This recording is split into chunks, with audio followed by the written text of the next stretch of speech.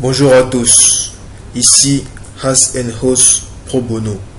Nouvelle vidéo, nouveau sujet, nouvel apprentissage, un pas de plus vers l'expertise. Aujourd'hui, nous allons voir et savoir comment réaliser un sommaire automatique sur MS Word. En effet, c'est une problématique des plus grandes que nous allons adresser aujourd'hui parce que c'est bien évidemment quelque chose qui fatigue tous les utilisateurs de MS Word. Donc nous avons déjà un plan qui a été réalisé soit par nous-mêmes, soit par une personne qui va commencer à rédiger son document.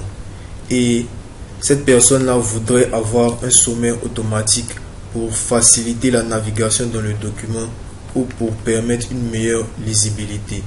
Nous allons faire trois choses pour commencer.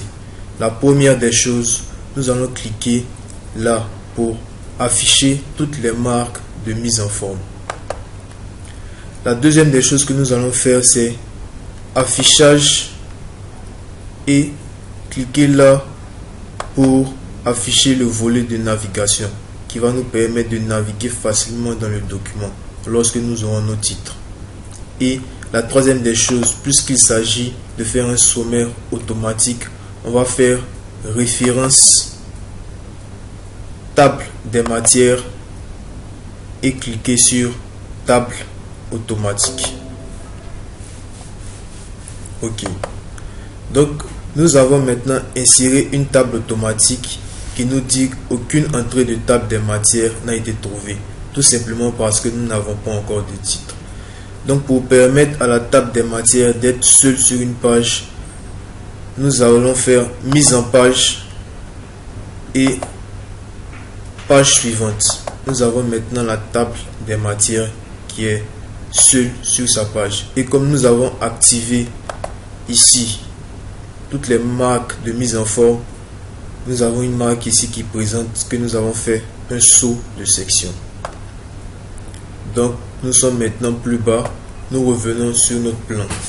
Pour faire le sommaire automatique, je tiens déjà à préciser que tous les numéros qui sont là ne sont pas sous la forme liste de numérotation. Pour faire notre liste déroulante, nous allons nous référer à cet endroit-là, les styles.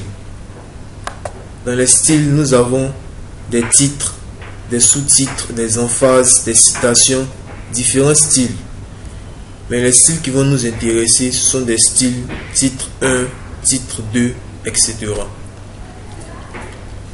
Sachant que dans notre document, nous avons plusieurs niveaux de titres, notamment le grand 1, le 1.1, le 1.2, nous allons déjà avoir une nomenclature qui nous permet de savoir quel niveau pour quel titre. Alors nous aurons par exemple introduction qui sera le titre 1. Vous remarquerez que lorsque nous appliquons un titre à un texte, celui-ci apparaît comme tel dans le volet de navigation. Nous avons la notion de prise de décision qui sera également un titre 1. Ce que nous allons faire chaque fois que nous mettons un texte sous forme de titre 1, nous allons mettre ce texte là sur la page qui suit. Donc on va faire saut de page, page suivante. Pour définition, 1.1 c'est le titre 2. 1.2 également titre 2.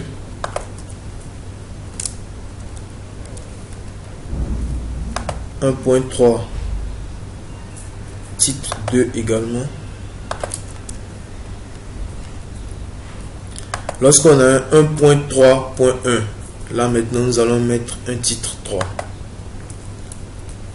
1.3.2, ça sera également le titre 3. Pour le grand 2 processus de prise de décision, nous allons déjà le mettre sur la page suivante.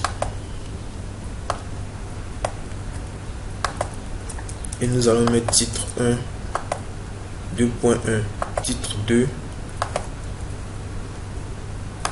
2.2, titre 2,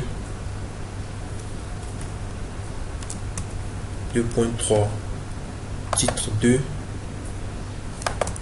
2.4, titre 2. Pour le 3, également, nous allons passer à la page suivante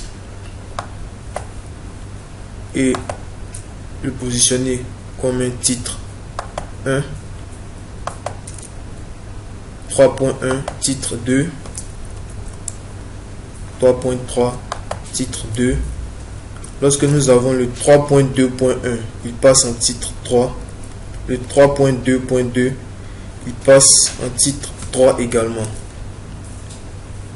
Et nous mettons le titre 4 sur la page suivante. Voilà, je crois que le principe est acquis. Il s'agit tout simplement d'appliquer un titre selon les niveaux à notre plan. Donc, lorsque nous avons appliqué les titres, vous remarquerez encore une fois que dans le volet de navigation, ceux-ci apparaissent avec des niveaux. Nous avons la notion de prise de décision qui est en premier niveau, ainsi qu'introduction ou le processus de prise de décision, les outils d'aide à la prise de décision.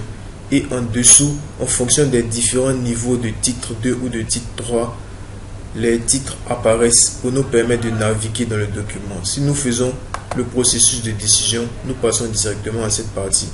Si nous faisons 3, les outils, nous passons directement à cette partie. Au départ, nous avions inséré une table des matières qui n'avait pas encore de contenu. Maintenant, nous pouvons cliquer ici, mettre à jour la table des matières. Et voilà, nous avons notre table des matières, notre sommaire automatique.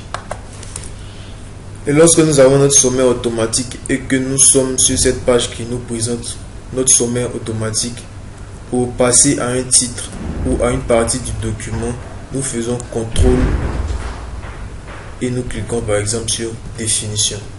Nous sommes directement à la définition. Voilà, vous savez maintenant comment faire un sommaire automatique sur Word. Merci.